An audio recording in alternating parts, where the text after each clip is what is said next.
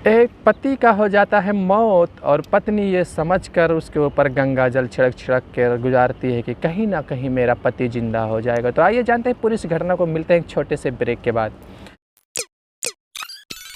नमस्कार, सत श्री अकाल, अस्सलाम वालेकुम। मैं हूं आपका दोस्त गुलाम मुस्तफ़ा और आप देख रहे हैं कुछ मोहब्बत से मौत। लेकिन यहाँ पर होती है कुछ मौत से मोहब्बत। जी हाँ, ये खबर है जो कानपुर इलाके की रावतपुर गांव की, जहां पर एक दीक्षित नाम का व्यक्ति रहा करता था और वो एक बैंक में पार्ट टाइम जॉब करता था। तभी उसकी नज़र एक रेखा नाम की लड़की के ऊपर पड़ती है और दोनों में हो जाते हैं आपसी प्रेम। तभी कुछ अरसे तक गुजरता रहा और ये अपने पेरेंट्स को जाकर इन सब चीज़ों के बारे में बताते हैं। तभी पेरेंट्स भी होते हैं राजी।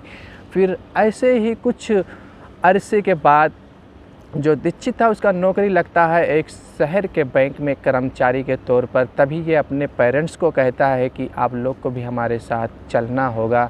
लेकिन पेरेंट्स मना कर देते हैं, बेटा आप जाएं और आप रहें, क्योंकि आपकी बदौलत हमारी भी ज़िंदगी गुजर जाए, बस यही बहुत काफ़ी है, क्योंकि मेरा दिल जो है वो शहर में नहीं लगेगा। हम अक्सर गाँवटी हैं और गाँव में रहना पसंद करते हैं। तभी दीक्षित और रेखा शहर जाते हैं और शहर में एक छोटा सा मकान लेते हैं रेंट पर, जो तकरीबन 5 सालों तक गुजारते हैं, जिनमें इन लोग को कोई संतान नहीं पैदा हुआ और खुशी खुशी से अपनी ज़िंदगी गुजार रहे थे। फिर 5 सालों में कुछ ऐसा मोड़ आता है जिसे सुनकर आप भी हो जाएंगे हैरान। बस वीडियो को देखते रहें और समझते रहें, क्योंकि ये कानपुर की सच्ची वो घटना है जो आप विश्वास नहीं करेंगे, लेकिन आपको करना होगा। फिर 5 सालों में वो दिन भी आता है कि एक दिन दीक्षित अपने रूम पर नहीं आता है और फिर रेखा रात भर फ़ोन कर कर के गुजारती ही सास में कि कहीं ना कहीं मेरा पति फंस गया होगा किसी काम की वजह से जो आज नहीं आ पाया। फिर सुबह भी होता है और सुबह में भी फ़ोन वो करती रहती है, लेकिन उसका जो फ़ोन है वो बज रहा होता है, फिर भी कोई रिसीव नहीं करता। लेकिन अचानक कुछ समय के बाद तकरीबन मॉर्निंग में 10 से 11 AM तक उसका फ़ोन बंद बता रहा होता है। तभी बैंक कर्मचारियों का फ़ोन आता है रेखा के मोबाइल पर और लोग भी यही सवाल करते हैं कि क्या वह आज जॉब पर नहीं आए दीक्षित। तब तक रेखा बोलती है, जी कल से ही नहीं वो आए हमारे रूम पर। तकरीबन कुछ घंटों के बाद ही बैंक के कर्मचारी और रेखा ये लोग जाते हैं पुलिस स्टेशन और इन सारी घटनाओं के बारे में बताते हैं। तभी वहाँ पर पुलिस की टीम नोटिस तैयार ही कर रही होती है। तब तक के फ़ोन आता है एक बंदे का कि इस जंगल में किसी व्यक्ति का बॉडी पड़ा हुआ है और आप लोग आकर इसको रिसीव करें और देखें। तभी पुलिस की टीम उस जंगल में पहुंचती है और जंगल में पहुंचते ही रेखा के पास कॉल करती है कि आइए आप देखें, कहीं ना कहीं ये आपका हस्बैंड का बॉडी तो नहीं। रेखा पहुंचते ही वहां पर एकदम हलबला तिलमिला कर रोने लगती है, दहाड़े मार मार कर। रेखा बोलती है, जी ये मेरा हस्बैंड है। और फिर वो पुलिस वाले उस बॉडी को उठाते हॉस्पिटल में भेज देते हैं पोस्टमार्टम के लिए। तभी डॉक्टरों ने उसे पोस्टमार्टम करके उसका जो बॉडी था वो रेखा के हवाले कर दिया और रेखा उसे लेकर एम्बुलेंस में अपने रूम पर आती है। फिर उसके ऊपर गंगा जल छिड़क छिड़क कर रात दिन गुजार देती है। तकरीबन 3 से 4 दिन तक हो जाते हैं।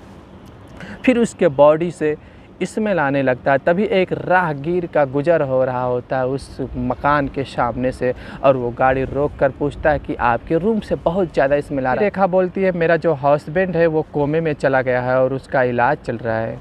वो राहगीर ये इतनी बात सुनकर यहाँ वहाँ करके फिर चला जाता है। फिर तकरीबन 1 से 2 महीनों के बाद में जो दूर दूर मकान बने हुए थे वहाँ पर इसका जो दुर्गंध था वो जा रहा था। तभी वहाँ के लोग भी आए और रेखा से यही सवाल करते। फिर रेखा यही जवाब देती कि नहीं, मेरा हस्बैंड जो है वो कोमे में है और कुछ दिन में वो होश में आ जाएगा, उसका इलाज चल रहा है। फिर वो लोग भी चले जाते हैं। तकरीबन 2 से ढाई महीने के बाद उसके पेरेंट्स आते हैं और पेरेंट्स भी यही पूछते हैं कि दीक्षित कहाँ है, दीक्षित को क्या हुआ। फिर वो यही जवाब देती है और वो लोग भी अपने घर चले जाते हैं। सोचते हैं कि हम लोग का इतना समझने का जो दिमाग है वो है नहीं और हम लोग इतना समझ भी नहीं सकते।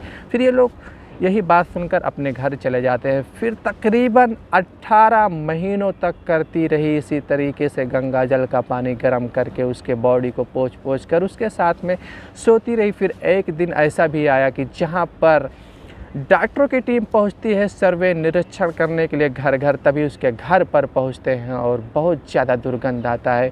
फिर डॉक्टरों की टीम पूछती है कि क्या हुआ, आपके घर से इतना ज़्यादा जो दुर्गंध है वो क्यों आ रहा है। फिर यही जवाब रेखा देती है कि नहीं नहीं, मेरे हस्बैंड का जो है वो इलाज चल रहा है, वो कोमे में है। फिर डॉक्टर बोलते हैं कि नहीं, हमें दिखाइएगा उन्हें वो कैसे और किस अवस्था में है। फिर डॉक्टरों की टीम जब वहाँ पर पहुँचती है ना, तो फिर सन से रह जाती है, क्योंकि उसके बॉडी जो थे एकदम गल चुके थे, हड्डियाँ छोड़ चुकी थी। तभी वो लोग उस बॉडी को लेते हैं, कपड़े में लिपट कर उसका अंतिम दहन कर देते। फिर रेखा दहाड़ मार मार कर रोने लगती है। तो जी हाँ, इन सब घटनाओं से आप लोग को यही पता चल रहा होगा कि क्या रेखा सच्ची मोहब्बत करती थी अपने पति से, या फिर वो उसकी मोहब्बत में पागल होकर उसकी ट्रीटमेंट कर रही थी। तो जी हाँ, अगर मोहब्बत करते हैं या करना है तो इस तरीके से करिए, बस दिखावे का नहीं, और सुनिएगा अपने घर वालों का।